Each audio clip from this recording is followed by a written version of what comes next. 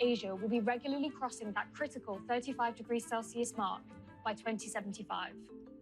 But on the direction of travel, the consensus is clear. Extreme heat is becoming more common and more dangerous. And no matter where you live, no one will be able to avoid the consequences.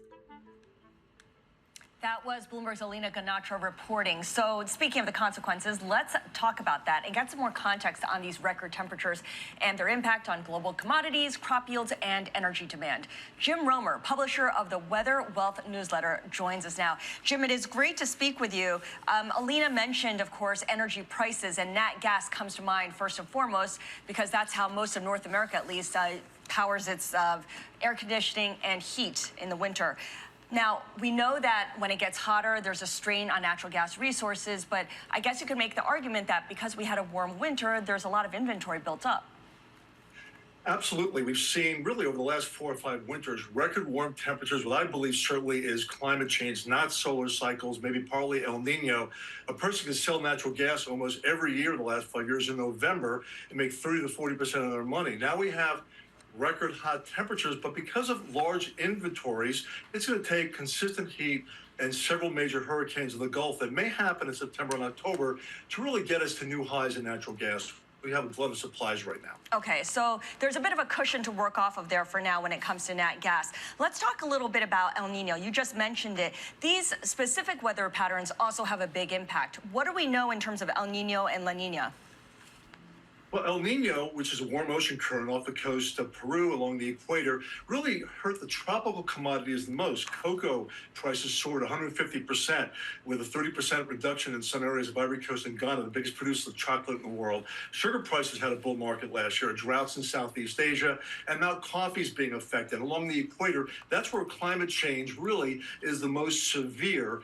We're going into a La Nina situation over the next few months. If it holds off till September, October, that will mean that Midwest grain crops benefit from warmer temperatures and also rains. If La Nina happens more quickly, cooler ocean temperatures off the coast of Peru to Australia, then we can have a bull market in corn and soybeans. But right now, it's really the tropical commodities along the equator that have been affected most by both El Nino and also La Nina conditions coming up. It's interesting, too, that, Jim, on this day, as we talk about, of course, this what could potentially be a record heat wave, at least in certain parts of the U.S., and not to mention over there in Europe and in India as well, that we also got our first named tropical storm, Lisa, here in North America so far, Alberto strengthening off the coast of Mexico. I know we're still kind of early in the hurricane season, but do you anticipate that this season could continue that trend of more storms and storms coming earlier in the season than in the past?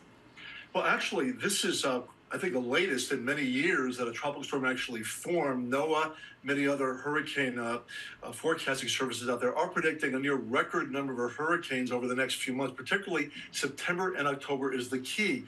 We've seen more Category 5 hurricanes explode from what I believe is definitely a warming planet, climate change, in the last 4 years within 24 to 48 hours. There was Hurricane Harvey that affected much of the crude oil facilities and refineries in Houston. I think it was 2017. We've had several major hurricanes in Florida and the Gulf the last few years. So it's going to be a wild crude oil and natural gas market, most likely in the peak of the season in September and October, not only because the La Nina is going to be forming, which tends to reduce shear and increase hurricane activity, but also because ocean temperatures near Florida, 100 degrees. It's unbelievable right now what's going on.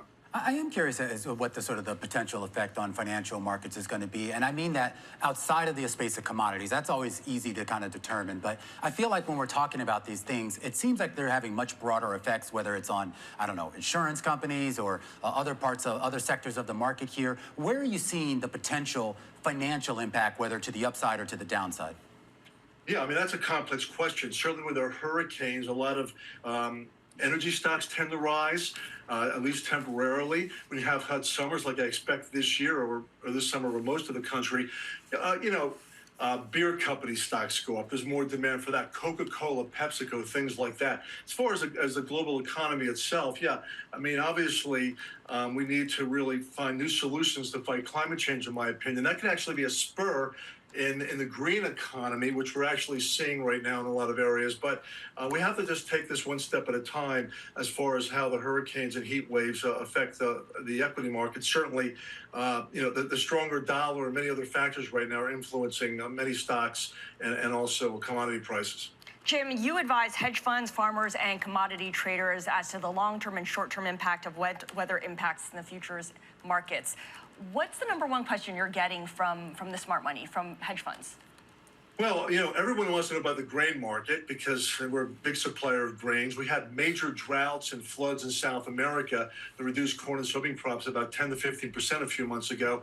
Why haven't grain prices rallied? Because of the stronger dollar and the worries about the Chinese economy, a big importer. So everyone really wants to know, we're going to have a drought this summer. What about cocoa and coffee, which have been in long-standing bull markets because of warming along the equator? So I guess right now, the stronger dollar, weakened demand for many commodities, and also El Nino that brought havoc around the world that's weakened and is pretty much over with right now, could mean that most commodities the next few months could be entering more longer-term bear markets. And again, we have to see how climate change and the formation of La Nina could maybe reverse that trend, depending in the next few months, the timing of all these different phenomena happening around the world. Okay, but that might be good news for inflation. Jim, really appreciate your joining us. Jim Roemer, who publishes the Weather Wealth newsletter and advises hedge funds and farmers.